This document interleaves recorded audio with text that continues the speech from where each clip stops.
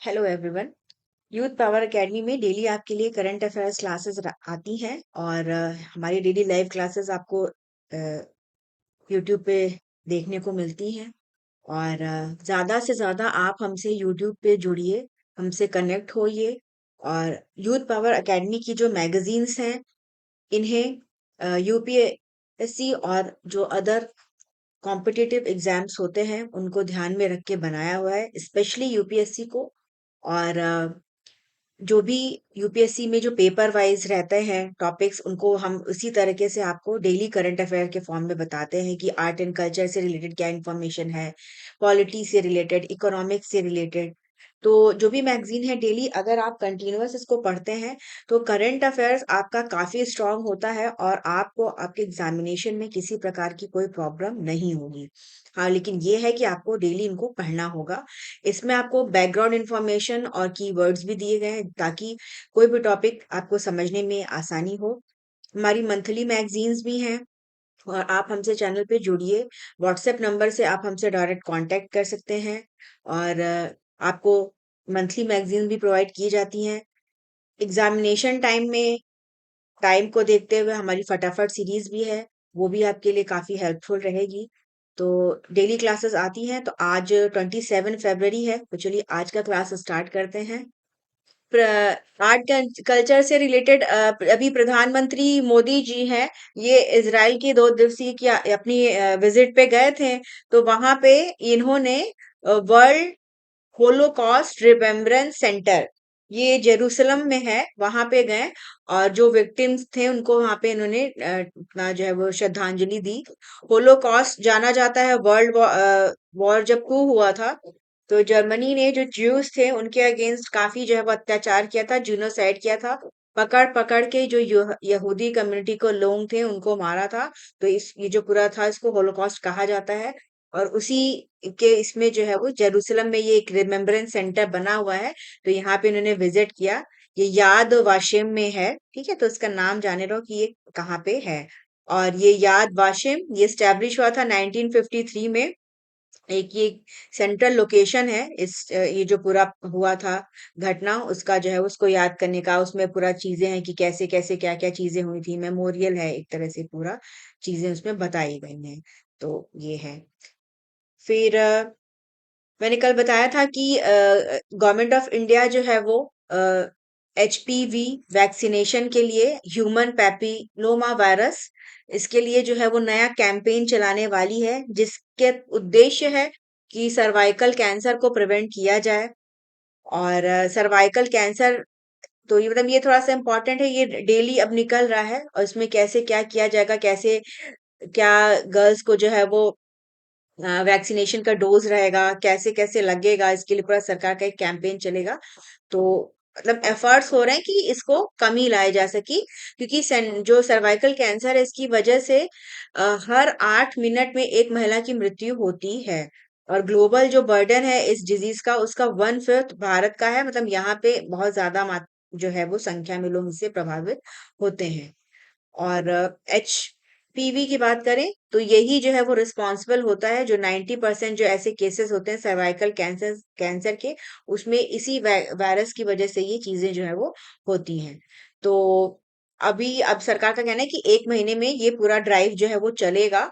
और इसमें single dose of गार्डेसिल 4, इसको मैन्युफैक्चर किया है मर्क एंड कंपनी ने। तो इस ये जो वैक्सीन है इसको 14 ईयर ओल्ड जो लड़कियां हैं उन उतनी तक की जो है वो उनको ये वैक्सीन दिया जाएगा। और ये जो वैक्सीन है ये काफी जो है वो मतलब इसको एडमिनिस्टर किया जा चुका है, माना जा रहा है कि ये बेहतर तरीके से काम करती है, प्रिवेंट करती है। और 9 to 14 ईयर्स के एज में अगर वैक्सीनेशन कराया जाता है तो इससे जो है वो प्रोटेक्शन होता है इस डिजीज से, कैंसर से। और इसकी कई सारी डोजेस जो है वो लगाई जाती हैं। और कई सारे स्टेट्स ने भी जो है वो इनिशिएट कर दिया है कि किस तरह से इसको प्रोग्राम को चलाया जाएगा। स्कूल में जो है वो वैक्सीनेशन प्रोजेक्ट स्टार्ट किए जाएंगे। सिक्किम, पंजाब, इन्होंने काफी कवरेज प्रोवाइड किया भी है। बिहार, तमिलनाडु, यहाँ पे भी जो है वो सर्वाइकल कैंसर को लेके लॉन्च किया गया है इनिशिएटिव। दिल्ली में भी जो है वो पेरेंट्स को जो है वो अवेयर कराया जा रहा है कि किस प्रकार से इसका जो वैक्सीन है वो बेहतर तरीके से काम करता है और इससे जो है वो सर्वाइकल कैंसर को रोकने में मदद मिलती है। तो ये कैंपेन जो है वो अब आगे काफी इसका न्यूज़ रहेगा, तो इसके बारे में पूछा जा सकता है। फिर एक स्टडी हुआ है, इसमें पाया गया है कि मतलब ये बहुत ऐसा नहीं कि एग्जाम के लिए बहुत पूछा जाए, मतलब ये एक जनरल एक व्यू ओवरऑल नॉलेज के लिए थोड़ा सा आर्टिकल था। Avoidant restrictive food intake disorder, और ये जो है वो काफी बढ़ रहा है ग्लोबली। ये एक प्रकार का ईटिंग डिसऑर्डर है जिसमें जैसे कि हम लोग देखते हैं कि पिकी ईटर जैसे बच्चे हैं, ज्यादातर बच्चे इससे काफी प्रभावित रहते हैं और वो कुछ खाना नहीं चाहते हैं, बहुत चूजी हो जाते हैं। मतलब कुछ खाते हैं तो उसकी वजह से उनको जो है वो वॉमिटिंग होती है या मतलब डर होता है, फूड एवर्जन जो है वो होते हैं। तो इसको लेके काफी जो है वो इस पे जो है वो अब रिसर्च जो है वो चल रही है, क्योंकि ऑल ओवर वर्ल्ड जो है ये डिसऑर्डर बढ़ रहा है। और इसमें माना जा रहा है कि अभी फिलहाल का जो सोशल कल्चरल एस्पेक्ट है, जो इन्वायरमेंट है, इसका काफी इन्फ्लुएंस पड़ रहा है। और पुअर पेरेंटिंग इसमें कॉज नहीं है, लेकिन इसके जो केसेस हैं वो काफी बढ़ रहे हैं। वो अपना जो ईटिंग बिहेवियर है उसको एकदम चेंज कर दे रहे हैं।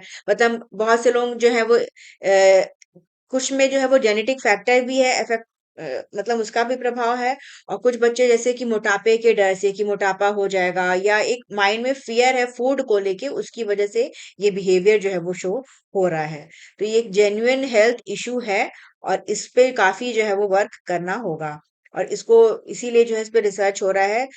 जो न्यूट्रिनिस्ट है, डायटिशियंस है, इस पे ध्यान दे रहे हैं कि किस प्रकार से इसको किया जाए कि ये प्रॉब्लम को टैकल किया जाए। और बच्चों में काफी ज्यादा होता है, प्रॉपर तरीके से खाते नहीं है।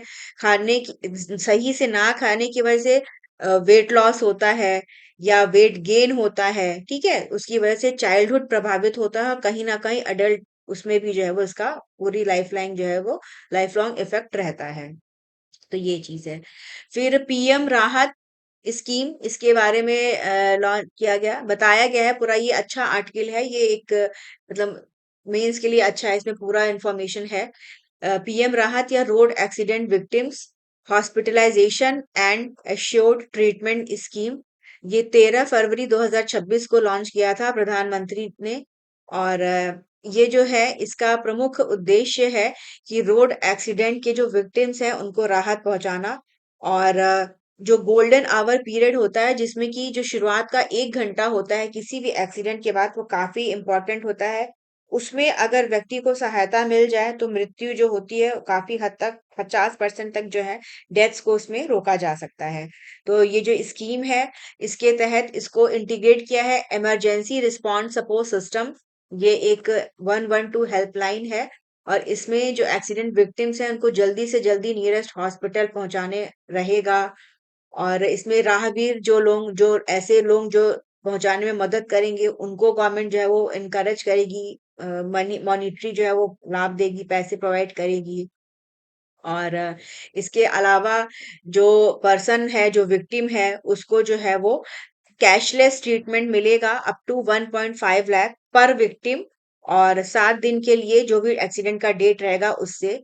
और जब वो स्टेबलाइज हो जाता है और तब उसको तब तक जो है पूरा ट्रीटमेंट प्रोवाइड किया जाएगा कि मतलब कोई भी उसको जीवन पे किसी प्रकार का खतरा जो है वो ना रहे। तो ये मतलब एक बेहतर एक स्कीम है, क्योंकि भारत में जो रोड एक्सीडेंट है उनकी वजह से काफी मृत्यु होती है। तो जरूरी है था इसमें कि गवर्नमेंट इंटरवीन करे। और क्योंकि 2023 की बात करें तो जो डेटा आया था इसमें 1,68,000 जो लोग हैं उनकी मृत्यु जो है वो रोड एक्सीडेंट की वजह से हुई थी। और हाईवेज पे काफी एक्सीडेंट होते हैं, सिटीज में काफी एक्सीडेंट होते हैं। तो इसको देखते हुए ये स्कीम जो है वो लाया गया है। और इसको इम्प्लीमेंट करने के लिए एक पूरा रोबस्ट सिस्टम बनाया गया है, टेक्नोलॉजी ड्रिवन। और इसमें electronic detailed accident report platform ये है ministry of road transport and highways का। और इसको जो है वो ट्रांजैक्शन मैनेजमेंट सिस्टम 2.0 के तहत जो है वो पूरा मैनेज किया जाएगा, नेशनल हाईवेज अथॉरिटी के तहत भी, कि अगर कोई ऐसी दुर्घटना होती है तो क्विक रिस्पॉन्स जो है वो किया जाए। और जो रीइंबर्समेंट मिलेगा हॉस्पिटल्स को वो मोटर व्हीकल एक्सीडेंट फंड इसके तहत जो है वो दिया जाएगा। ठीक है, तो ये काफी एक अच्छा इनिशिएटिव है जिससे लोगों की मदद सरकार के द्वारा की जाएगी। फिर वर्ल्ड इकोनॉमिक फोरम के सीईओ इन्होंने रिजाइन कर दिया है, बॉर्गे ब्रेंड, और इनका जो है वो जेफरी एप्स्टीन से जो है वो काफी अ, नाम आया था एप्स्टीन फाइल्स में, तो इसके चलते जो है वो इन्होंने इसको जो है वो उससे रिजाइन कर दिया है। एप्स्टीन विवाद काफी बढ़ रहा है। जेफरी एप्स्टीन जो है वो एक अमेरिकन फाइनेंशियर था और एक कॉन्विक्टेड सेक्स ऑफेंडर था। इनकी फाइल्स जो है वो यूएस की जो जुडिशरी है उसकी तरफ से टाइम टू टाइम जो है वो रिलीज किया जा रहा है। काफी सारे रिनाउंड लोगों के नाम उसमें आए हैं, यूके के, यूएस के, और वहाँ के प्रिंस थे उनका भी नाम आया है। तो जो इनके नाम आए हैं उन पे अगेंस्ट जो है वो एक्शन हो रहा है ऑल ओवर द वर्ल्ड। फिर जुडिशरी ने जो है वो अभी 27 फरवरी को कल उन्होंने एक अपना वो किया है कि क्लास 8 की टेक्स्ट बुक थी, इसको जो है वो बैन कर दिया है एंटी जुडिशरी कंटेंट को देखते हुए। और इसमें जुडिशरी को एक ऐसे इंस्टीट्यूट के तौर पे दिखाया गया था कि जिसमें मतलब इसमें सेलेक्टिव रेफरेंस दिया गया था और कि जुडिशरी में काफी जो है वो करप्शन है। तो इसको लेते हुए इन्होंने सुओ मोटो जो है वो कॉग्निजेंस लिया और इस पे ये इन्होंने अपना ये निर्णय दिया है कि ये जो बुक है इसको बैन कर दिया जाए। इमीडिएट जितनी भी कॉपीज हैं उनको सील कर लिया जाएगा। किसी भी डिजिटल और फिजिकल फॉर्म में इसको अवेलेबल नहीं रखा जाएगा। और इस बुक की बात करें तो इसको एनसीईआरटी के द्वारा पब्लिश किया गया था। मिनिस्ट्री ऑफ एजुकेशन के अंतर्गत ये आता है अभी। और इसमें जो चीफ जस्टिस हैं उन्होंने कहा कि ये एक रेकलेस, इररिस्पॉन्सिबल, मोटिवेटेड, कंटेम्प्टुअस कंडक्ट है और इसके तहत जो है वो जो यंग जो बच्चे होते हैं, जो छोटे स्टूडेंट्स होते हैं, उनके दिमाग पे काफी चीजों का गहरा प्रभाव पड़ता है। तो अगर उनको इस तरह से चीजें पढ़ाई जाएंगी तो जुडिशरी के अगेंस्ट उनके माइंड में एक बायस आएगा, क्योंकि बाकी किसी और मतलब डिपार्टमेंट या अथॉरिटीज के नाम इसमें मेंशन नहीं किए गए थे। ठीक है, तो ये है।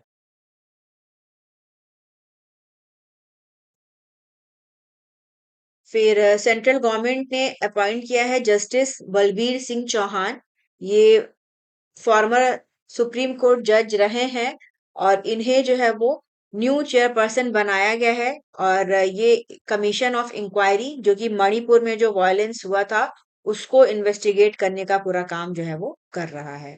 ठीक है, तो ये मार्च 1 से जो है वो इसका चार्ज लेंगे। तो कभी कभी जो प्रीलिम्स के एग्जामिनेशन होते हैं उसमें जो इंक्वायरी कमिटीज होती हैं उनके चेयरपर्सन वगैरह का नाम जो है वो पूछते हैं। तो अब चूंकि मणिपुर का केस भी काफी न्यूज में है, रहता है, इम्पोर्टेंट है, तो ये आ सकता है।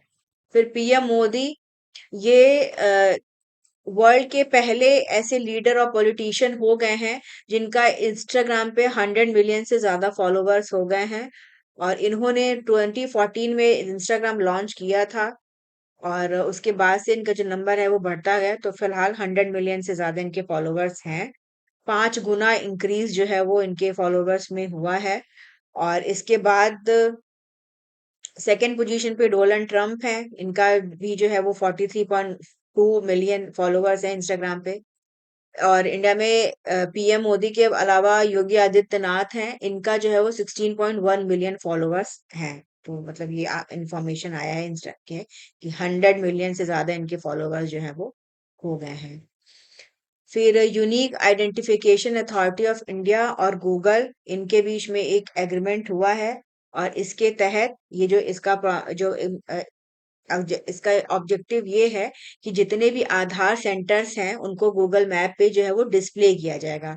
इसका उद्देश्य यही है कि पब्लिक को कन्वीनियंस हो, किसी प्रकार की मिस इन्फॉर्मेशन ना रहे। लोग ज्यादातर जो है वो आधार सेंटर्स और आधार सेवा केंद्र पे जाते हैं अपने आधार को बनवाने के लिए, अपडेट करवाने के लिए। तो अगर गूगल मैप पे पूरी इंफॉर्मेशन रहेगी तो इजी रहेगा उनके लिए वहां पे पहुंचना। तो इसीलिए इनके बीच जो है वो ये एग्रीमेंट हुआ है। आधार प्रोजेक्ट की बात करें तो ये लॉन्च हुआ था 2010 में और इसका उद्देश्य है कि हर जो भारतीय रेजिडेंट है इंडिया में उसको एक यूनिक आइडेंटिटी प्रोवाइड करना। और ये पूरा यूआईडीएआई ये बना था under Aadhaar targeted delivery of financial and other subsidies benefits and services act 2016। 16। इसके तहत ये रिस्पॉन्सिबल है, ये पूरा मैनेज करता है जो भी आधार सिस्टम है उसको। 12 डिजिट का जो है ये आधार जो है वो एक नंबर होता है। फिर भारत सरकार का प्रहार ये इनिशिएटिव है, इसको जो है वो लॉन्च किया गया 23 फरवरी 2026 को। ये एक 8 पेज डॉक्यूमेंट है और इसमें पूरा एक कॉम्प्रहेंसिव फ्रेमवर्क बनाया गया है जिसके तहत जो टेररिज्म है उसको जो है वो डील किया जाएगा। ओवर द ईयर फ्यूचर में क्या स्टेप्स लिए जाएंगे, क्या प्लानिंग रहेगा, उससे रिलेटेड है ये। और इसमें जो है वो काफी सारे जो मेजर्स हैं उनको मतलब लिया गया है। और इसमें home ministry, law enforcement agencies जो हैं वो पूरा रहेंगी। और जो ऑलरेडी फोर्स में लॉ है जैसे UAPA unlawful activities prevention act, उसके तहत भी जो है वो कार्रवाई होगी। मतलब ज्यादा इसका जो उद्देश्य है वो यही है कि क्रॉस बॉर्डर जो वायलेंस है, जो टेररिज्म है, जो जिहादी नेटवर्क है, उसको खत्म करना। किसी भी प्रकार का जो थ्रेट है पहले से ही उसको देखना और उस पर वर्क करना। ठीक है। इसमें जो है वो प्रहार में 7 पिलर्स की बात कही गई है।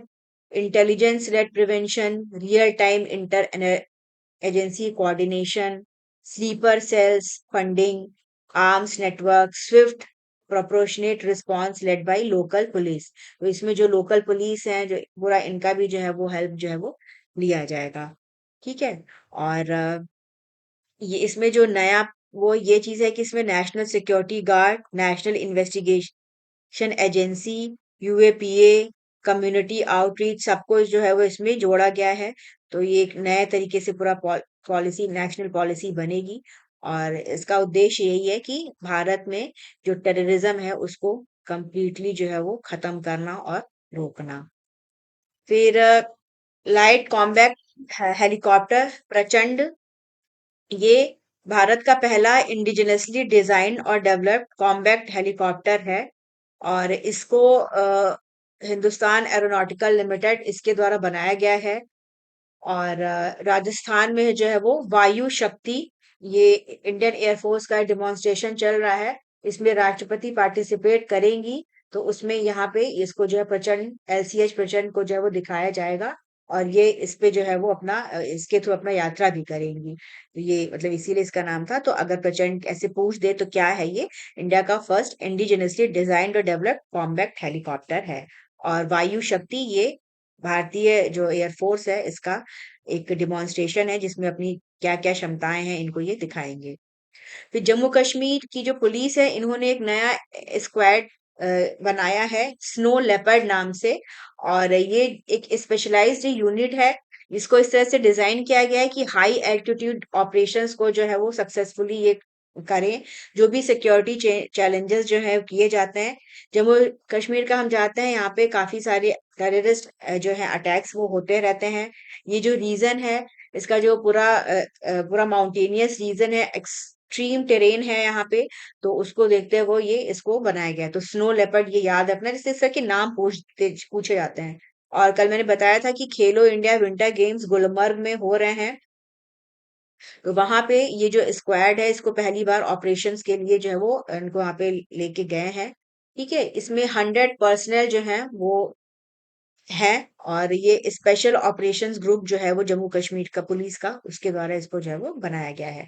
जैसे कभी कभी जो स्पेसिफिक नेम्स हैं वो प्रीलिम्स में पूछे जाते हैं। मेंस के लिए बहुत इस तरह की चीजें नहीं आती, लेकिन प्रीलिम्स में ये और जो बाकी इस एग्जाम्स होते रहते हैं उसमें भी ये सब चीजें आती हैं। फिर डिफेंस मिनिस्ट्री है, राज्य मंत्री इन्होंने इनॉग्रेट किया सिक्किम में चुंगथांग लाचम एक्सेस और चू ब्रिज। ठीक है। तो मतलब इन्होंने चूंकि उसका इनॉग्रेशन किया है तो ये ब्रिज का नाम जैसे कि है इसको जाने रहना। तारम चू ब्रिज, ये एक ब्रिज है जिसको कि चारम चू रिवर पे बनाया गया है। ये तीस्ता की एक ट्रिब्यूटरी है और सिक्किम में ये लोकेटेड है। सिक्किम काफी स्ट्रेटेजिकली इंपॉर्टेंट है। चाइना के साथ 220 किलोमीटर का बॉर्डर जो है वो शेयर करता है, जो तिब्बत का जो रीजन है।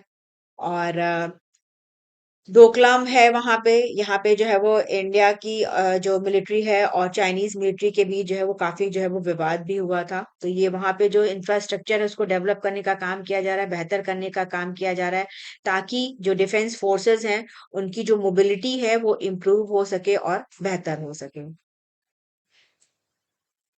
फिर फिर इंडिया का आईएनएस अंजदीप, इसके बारे में इसका जो है वो इसको अब वो करना है इनको। तो बताया गया है कि कैसे SAIL steel authority of India, इन्होंने इसके बनने में एक अहम भूमिका निभाई है। जो भी हमारे डिफेंस इक्विपमेंट्स बन रहे हैं ज्यादा से ज्यादा उनके इंडिजिनाइजेशन पे गवर्नमेंट का फोकस है कि घर घर पे ही बने। और आईएनएस अंजदीप के बारे में बताया गया कि गार्डन रीच शिप बिल्डर्स और इंजीनियर लिमिटेड इनके द्वारा बनाया गया है। ये third anti submarine warfare shallow water craft है। और इसकी कमीशनिंग जो है वो अभी होनी है इंडियन नेवी में। और इसके पहले आईएनएस अरनाला और आईएनएस अंद्रोथ, ये इनकी कमीशनिंग 2025 में हुआ था। तो इसमें जो भी जो स्टील वगैरह लगा है, इसमें बताया गया कि 3500 टन तक का जो स्पेशल ग्रेड स्टील है इसको सेल के द्वारा प्रोवाइड किया गया था और उसी से ये बना है। तो ये बताया गया कि किस प्रकार सेल कमिटेड है इंडिया को सेल्फ रिलायंस बनाने में, डिफेंस मैन्युफैक्चरिंग में, आत्मनिर्भर भारत का जो हमारा विजन है उसको आगे लेके जाने में। और इसके अलावा सेल ने इसके पहले INS Vikrant, INS Udaygiri, Nilgiri, INS Surat, इन सब में भी जो है वो अपना हेल्प प्रोवाइड किया है, अपना जो हाई क्लास स्टील है उसको प्रोवाइड किया है। फिर नेक्स्ट, प्रधानमंत्री मोदी जी ये इनॉग्रेट करेंगे अ, कल ATMP assembly testing marking and packaging plant. और ये माइक्रोन टेक्नोलॉजी इंडस्ट्रीज का है। सानंद में जो है वो इसका इनॉग्रेशन होगा। और ये अपनी तरह का एक पहला सेमीकंडक्टर फैब्रिकेशन प्लांट है। ठीक है। और ये जो नया माइक्रोन फैसिलिटी है इसको रिकॉग्नाइज किया गया as one of the world's largest semiconductor companies. और इसका जो फोकस है पूरा वो यही है कि किस प्रकार से बनाया जाए और जो है वो मैन्युफैक्चरिंग किया जाए dynamic random access memory, DRAM और एनएएनडी। एनएनडी एक तरह का फ्लैश मेमोरी टेक्नोलॉजी होता है जो कि स्टोरेज डिवाइसेस में यूज किया जाता है। और ये जो फैसिलिटी है ये सानंद में बनी है। 22,515 करोड़ का इसमें इन्वेस्टमेंट लगभग है। अभी करेंटली ये जो प्लांट है इसमें 2,000 से ज्यादा लोग जो है वो एम्प्लॉयड है, मतलब एम्प्लॉय हैं। और माना जा रहा है कि आगे आगने वाले टाइम में ये फैसिलिटी 5,000 डायरेक्ट एम्प्लॉयमेंट अपॉर्चुनिटीज जो है वो क्रिएट करेगा। फिर डीजीसीए, इन्होंने रिफंड के रूल्स जो है वो एयर टिकट का जो रिफंड नॉर्म्स होता है उसमें चेंजेस किए हैं। और इन्होंने जो विंडोज फॉर कैंसिलेशन और मॉडिफिकेशन होता है कि मतलब फ्री रहेगा, आपका कोई पैसा नहीं कटेगा, इसको 24 घंटे से बढ़ाकर 48 घंटे किया है कि अगर आप 48 घंटे पहले भी कराते हैं तो आपको रिफंड जो है वो मिलेगा। और इसमें पैसेंजर जो है उसको फुल रिफंड मिलेगा अगर वो ट्रेवल प्लान कैंसिल करते हैं अपनी या किसी जो उनके साथ जो को ट्रेवलर है उसकी किसी मेडिकल इमरजेंसी की वजह से। तो इसमें चेंजेस लाए हैं बस। डीजीसीए इम्पोर्टेंट है रहता है। ये एक स्टैट्यूटरी बॉडी है जो कि मिनिस्ट्री ऑफ सिविल एविएशन में आता है। रिस्पॉन्सिबल है इंडिया का जो एयर ट्रांसपोर्ट सर्विसेज है उनको देखने में और उनको पूरा रेगुलेट करने में। पिछले साल अहमदाबाद में एक्सीडेंट हुआ था, उसके बाद से इनका पूरा जांच। और लास्ट ईयर दिसंबर में इंडिगो का काफी क्राइसिस था तो उसमें भी जो है वो गवर्नमेंट और इन्होंने जो है अपनी प्रमुख भूमिका निभाई थी। ये पूरा जो सिविल एविएशन है उसको रेगुलेट करने का काम करते हैं। और जो बजट 2026 है इसकी जो स्पीच थी इसमें एक 30 मिनरल्स की लिस्ट है। और इसको जो है वो बताया गया कि इस पे हमको ज्यादा से ज्यादा फोकस करना है, इनका प्रोडक्शन जो है वो बढ़ाना है। इंडिया ने नेशनल क्रिटिकल मिशन लॉन्च किया जनवरी 2025 में और इसके लिए जो है वो 16,300 करोड़ का एक आउटले रखा है बजट में।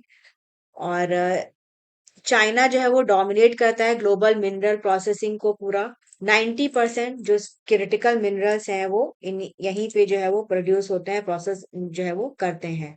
और लास्ट ईयर जो है वो टैरिफ जो विवाद सब हुआ था उसमें इन्होंने काफी जो है वो इस पे एक्सपोर्ट पे रोक लगाई, तो इसकी वजह से भी जो है ये काफी इम्पोर्टेंट हो जाता है कि हमें जो मिनरल्स हैं इनमें जो है वो एक तरह का सेल्फ रिलायंस जो है वो लाना होगा। और ये काफी इम्पोर्टेंट है क्योंकि जितनी भी इस इंडस्ट्री वगैरह है इनका सब में इनका काम यूज जो है वो रहता है। और इंडिया इंडस्ट्रीज की बात करें तो यहाँ पे कॉपर, ग्रेफाइट इन सब का प्रोडक्शन होता है और काफी प्योरिटी भी रहती है। तो ज्यादा से ज्यादा और मोमेंटम दिया जा रहा है कि जो क्रिटिकल मिनरल्स हैं उनको और बेहतर तरीके से प्रोड्यूस किया जाए। आगे आने वाले टाइम में एआई, सेमीकंडक्टर्स ये सब काफी इंपॉर्टेंट हैं, तो इन सब चीजों में क्रिटिकल मिनरल्स का यूज जो है वो होता है। और जो हमारा नेशनल क्रिटिकल मिनरल मिशन है इसका ये एम है कि 2031 तक जो है वो 1200 एक्सप्लोरेशन प्रोजेक्ट जो है वो बनाने हैं। हमें एक्सप्लोर करना है कि कहाँ कहाँ जो है क्रिटिकल मिनरल्स वो अवेलेबल हैं और उनको इंडिया में जो है वो ज्यादा से ज्यादा प्रोड्यूस करना है। तो कि हमारी एआई पॉलिसी भी है उसको वहां पे भी हमें बेहतर करना है, तो इस सब सारी चीजों के लिए ये काफी इंपॉर्टेंट हो जाता है। इनका यूज जो है वो सोलर वगैरह में भी, सोलर एनर्जी में भी रहता है। तो ये कहीं ना कहीं हमारा जो एनर्जी चीजें हैं उसको भी ये गवर्न करता है। तो इसी से ये रिलेटेड आर्टिकल था कि इसमें क्या चीजें गवर्नमेंट अभी कर रही है। फिर पारादीप पोर्ट है और ये जेट्टी डेवलप करेगा for green hydrogen and liquid cargo. ये ministry of port, shipping and waterways इन्होंने अप्रूव किया है कि ये डेवलप करेंगे पारादीप पोर्ट पे। और इसके लिए 797 करोड़ रुपीस का एस्टिमेटेड कॉस्ट है। और ये पूरा ग्रीन हाइड्रोजन, अमोनिया और जो लिक्विड कार्गो होता है उसको पूरा हैंडलिंग करने का काम करेंगे। ठीक है। पारादीप पोर्ट अथॉरिटी ये इस प्रोजेक्ट को इम्प्लीमेंट करेगी बिल्ड ऑपरेट ट्रांसफर बेसिस पे। और जो हमारा नेशनल गोल है कि नेशनल ग्रीन हाइड्रोजन जो मिशन है इसके तहत हमें इस सेक्टर में काफी इन्वेस्ट करना है और ज्यादा जो है वो बढ़ाना है इस पूरे सेक्टर को, ग्रीन एनर्जी को ज्यादा से ज्यादा।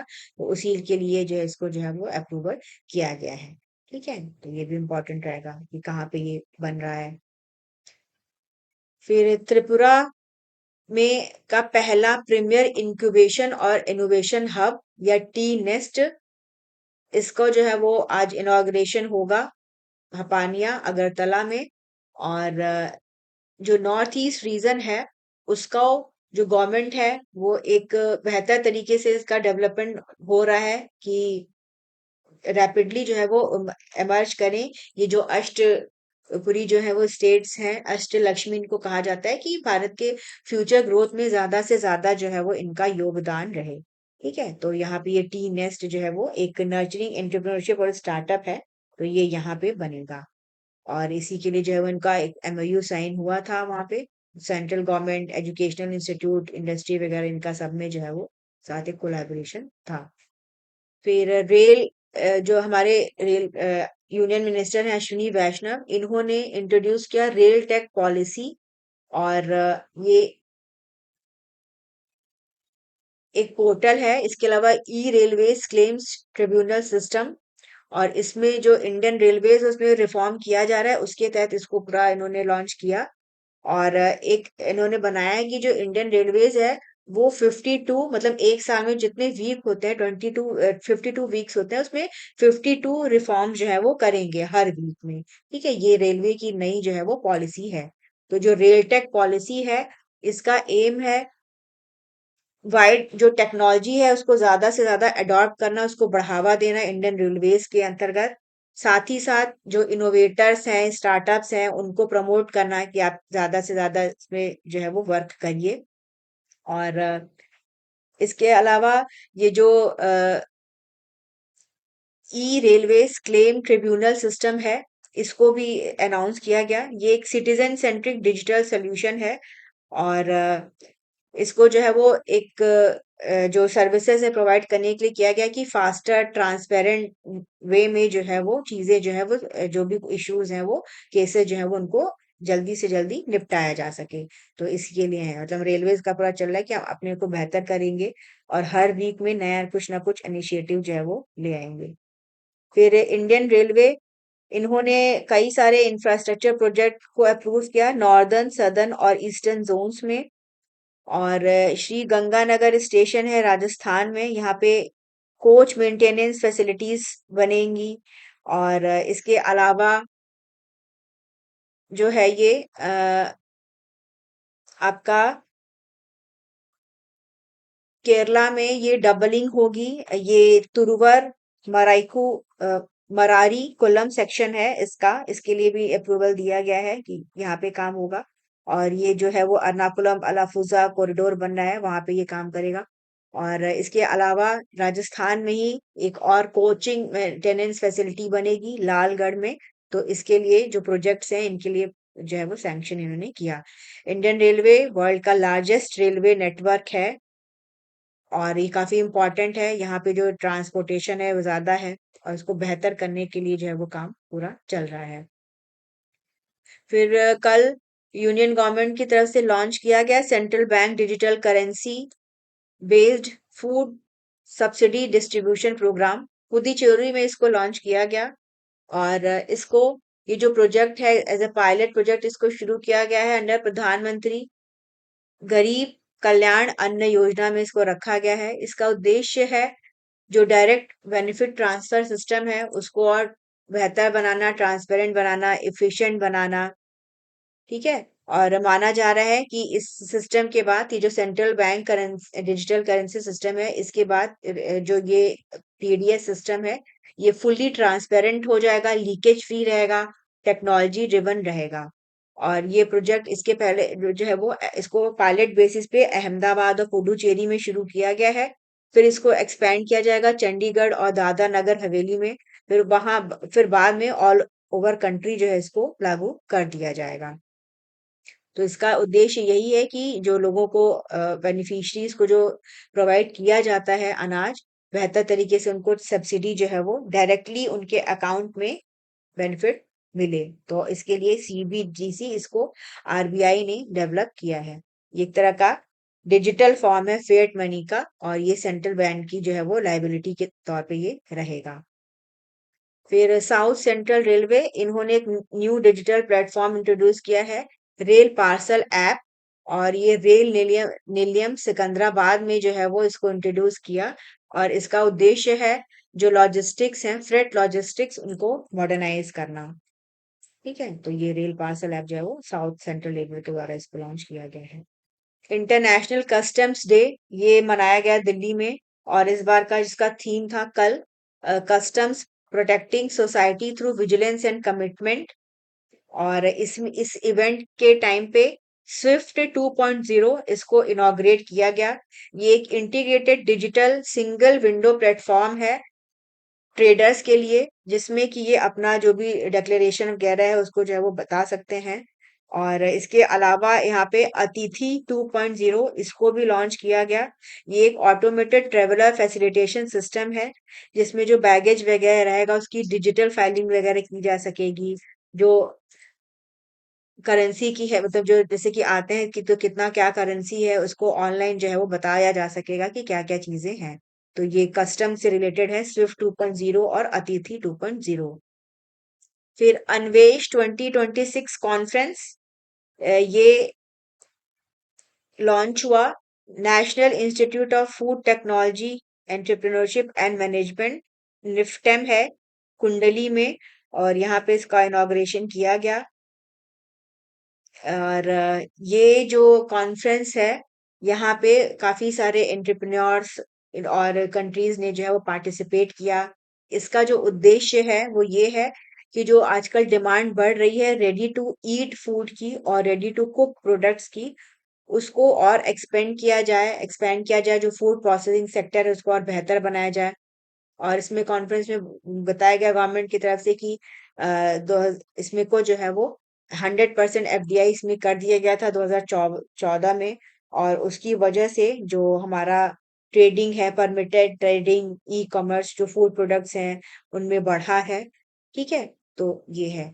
और अन्वेष का मतलब है एक्सप्लोरेशन एंड एक्विजिशन। तो ये कहाँ पे है, ये निफ्टेम, और कहाँ पे ये समिट हुआ, जैसे ये प्री में मतलब इस तरह के क्वेश्चन जो है वो पूछते हैं ये लोग। फिर 3 high yielding varieties of wheat और 2 पीस की वैरायटी, इनको इनोवेटर्स जो फार्मर्स हैं उनके द्वारा जो है वो डेवलप किया गया।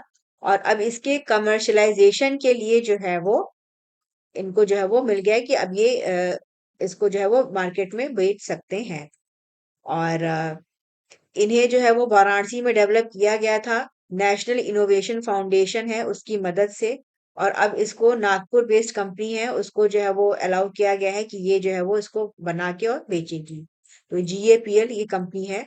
जो वेराइटीज है इसके नाम इंपॉर्टेंट है। कभी कभी ये वैरायटी के नाम क्या है वो पूछते हैं। अब जैसे इसमें पिजन पी है। इसका जो वैरायटी डेवलप किया है इसका नाम है कुदरत 3। और इसके अलावा कुदरत 8 और कुदरत 9 ये वीट की वैरायटीज हैं। और पिजन पी की एक वैरायटी है ललिता।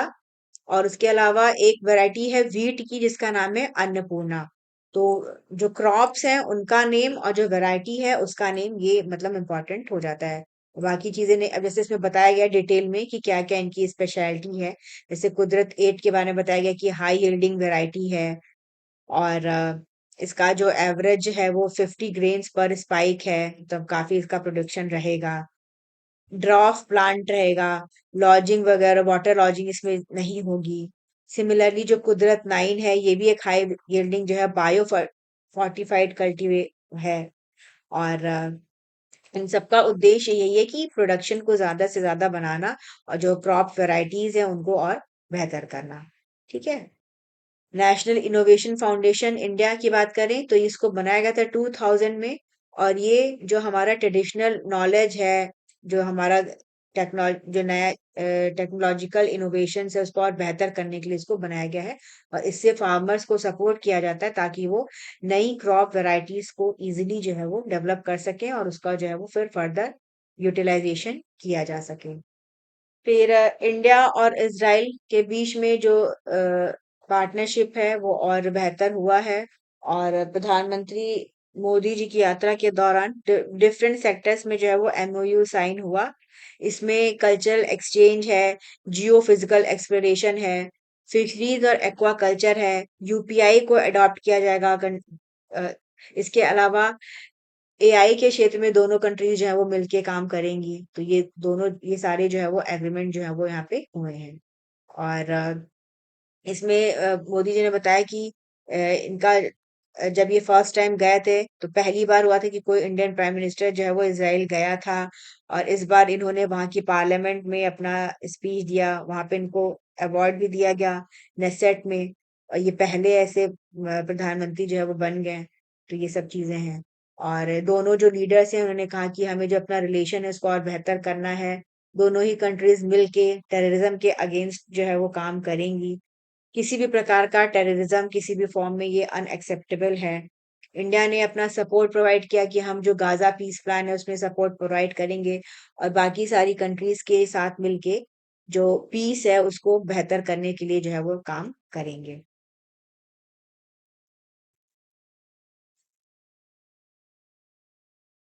लास्ट में स्पोर्ट्स है।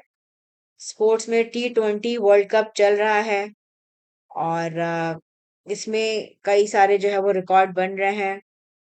इंडिया ने कल जिम्बाब्वे के अगेंस्ट 256 बनाए। ये इंडिया का हाईएस्ट टोटल है इन T20 वर्ल्ड कप हिस्ट्री। तो ये मतलब है। इसके अलावा जिम्बाब्वे के कैप्टन है सिकंदर रजा। इन्होंने भी कई सारे जो है वो माइलस्टोन क्रिएट किए। ये फर्स्ट क्रिकेटर बने हैं from a full member nation जो कि इन्होंने जो है वो डबल बनाए 3000 रन भी बनाए हैं और 100 जो है वो विकेट भी लिए हैं किसी भी फॉर्मेट में। तो ये जो सिकंदर रजा है ये जिम्बाब्वे के प्लेयर हैं। तो ये इनका भी जो है वो रिकॉर्ड रहा है। तो यही सारा न्यूज़ था आज का।